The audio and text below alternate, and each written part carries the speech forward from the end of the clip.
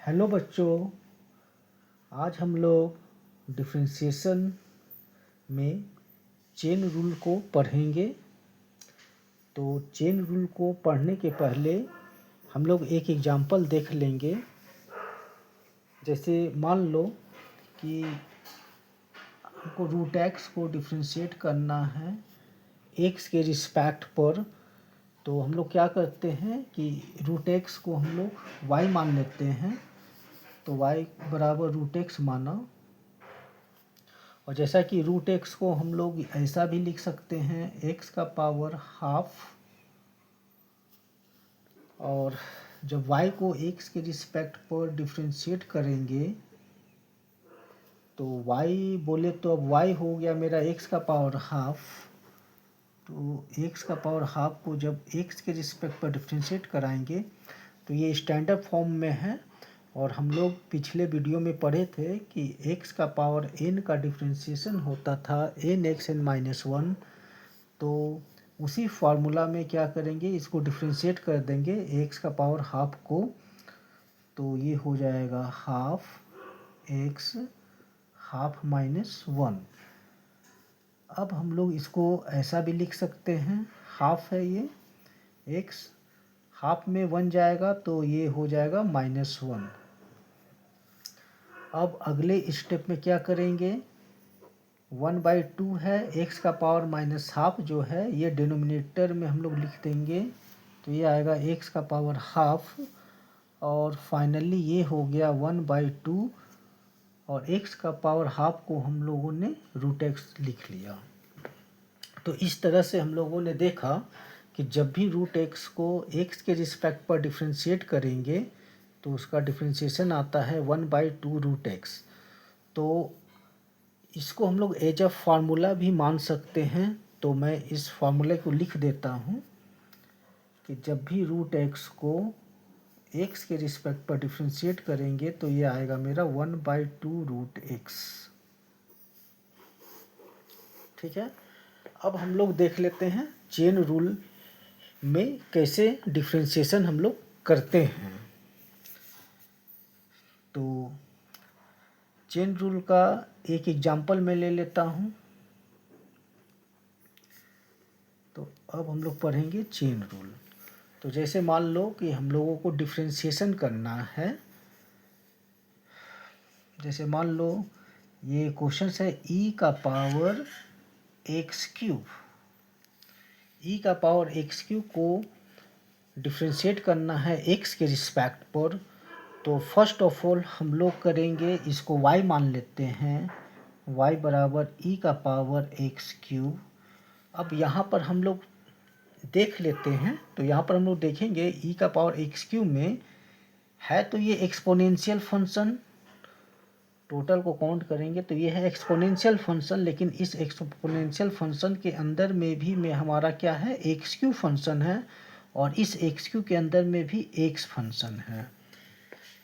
तो जब मैं y को डिफरेंशिएट करूँगा x के रिस्पेक्ट पर, तो पहला स्टेप में मैं क्या करूँगा, e का पावर एक्स क्यूब को, चूँकि e का पावर एक्स क्यूब के अंदर में हमारा एक्स क्यूब फंक्शन है तो इसके रिस्पेक्ट पर पहले डिफरेंशिएट कर दूँगा।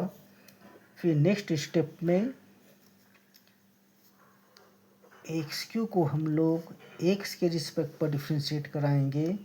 फिर फाइनली एक्स को एक्स के रिस्पेक्ट पर। तो ऐसा करने से ये हमारा सारा स्टैंडर्ड फॉर्म में कन्वर्ट हो गया। अब यहाँ से मैं डायरेक्ट फार्मूला को अप्लाई करूँगा।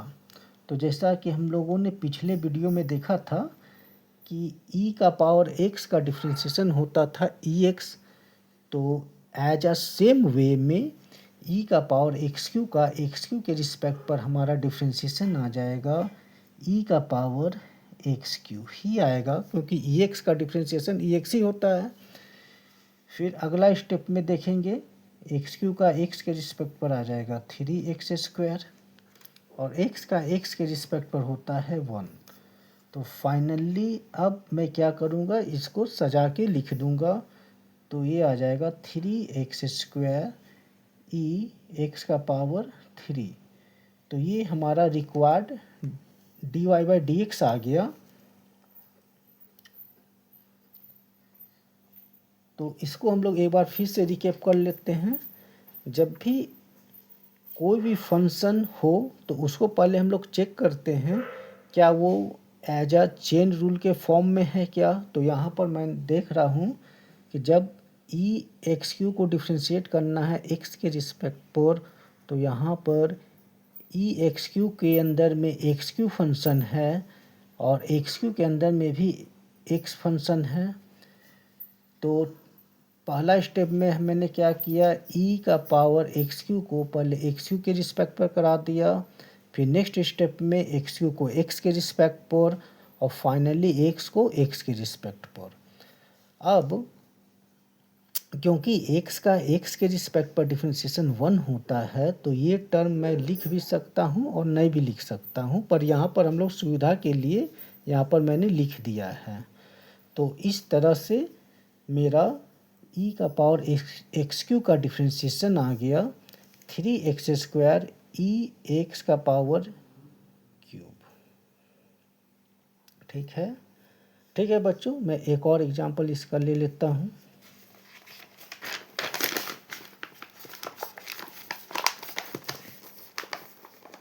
अब जैसे मान लो कि मुझे डिफ्रेंशिएशन करना है, स्क्वायर रूट है, ये साइन है और है ये एक्स का स्क्वायर, इसको डिफ्रेंशिएट करना है मुझे। तो जैसे हम लोग क्वेश्चन देखेंगे तो क्वेश्चन में ही हम लोग आइडेंटिफाई कर लेंगे कि ये function as a chain rule के फॉर्म में है। क्यों है? क्योंकि ये देखो, अब पहले हमको इसको डिफ्रेंशिएट करना है तो सबसे पहले मैं इसको y मान लूँगा फंक्शन। तो इसको लिख दूँगा मैं साइन एक्स का स्क्वायर। अब यहाँ पर एक बार गौर से देख लो, टोटल काउंट करूँगा तो रूट वाले फंक्शन के अंदर में क्या है, हमारा साइन एक्स स्क्वायर है और इस साइन एक्स स्क्वायर के अंदर में भी में हमारा क्या है, एक्स स्क्वायर है और एक्स स्क्वायर के अंदर भी एक्स है। तो इतने स्टेप में मैं क्या करूँगा, जब भी डिफ्रेंशिएट करूँगा इसको तो मैं ब्रेक करूँगा इसको। तो पहला स्टेप में मैं y को करूँगा जब डिफ्रेंशिएट x के रिस्पेक्ट पर, तो पहला स्टेप में मैं under root sine x square को, क्योंकि रूट के अंदर में हमारा साइन एक्स स्क्वायर था तो इसलिए मैं इसको साइन एक्स स्क्वायर के रिस्पेक्ट पर डिफ्रेंशिएट कराऊंगा। फिर अगला स्टेप में साइन एक्स स्क्वायर को मैं एक्स स्क्वायर के रिस्पेक्ट पर डिफ्रेंशिएट कराऊंगा, क्योंकि साइन एक्स स्क्वायर के अंदर में क्या है, हमारा एक्स स्क्वायर हो गया।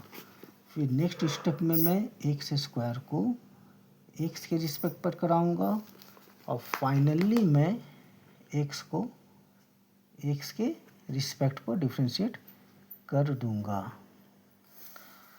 तो जैसा कि हम लोगों ने स्टार्टिंग में ही बताया था कि रूट एक्स का डिफ्रेंशिएशन 1/2 रूट एक्स होता है, तो इसलिए root under sine x square का साइन एक्स स्क्वायर के रिस्पेक्ट पर डिफ्रेंशिएशन हो जाएगा 1/2 अंडर रूट साइन एक्स का स्क्वायर। फिर हम लोगों ने पिछले वीडियो में पढ़ा था कि साइन एक्स का डिफ्रेंशिएशन कॉस एक्स होता है, तो एज अ सेम वे में साइन एक्स स्क्वायर को जब एक्स स्क्वायर के रिस्पेक्ट पर करूँगा तो इसका डिफ्रेंशिएशन हो जाएगा कॉस एक्स का स्क्वायर और एक्स स्क्वायर का एक्स के रिस्पेक्ट पर डिफ्रेंशिएशन हो जाएगा 2x और एक्स का एक्स के रिस्पेक्ट पर आ जाएगा 1।